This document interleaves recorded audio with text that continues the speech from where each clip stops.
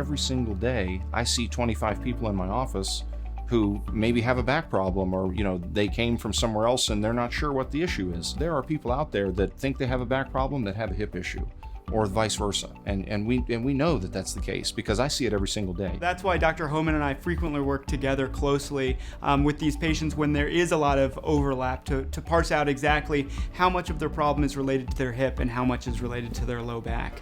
Most of us walking around have a hip labral tear and don't even know it, but some of them get aggravated and won't go away. We see this in anywhere from professional athletes to just our standard weekend warriors who are doing sports with their kids, or even just their normal everyday exercise. Seminars are great because it's a low pressure situation where we can present some information to a crowd of people, whether they're having the problem themselves or somebody they know, or even if they just want more information.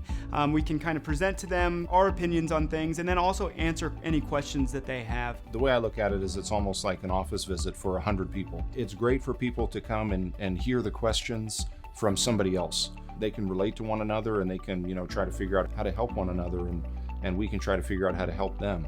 It's really rewarding too to, help 100 people on a Saturday morning.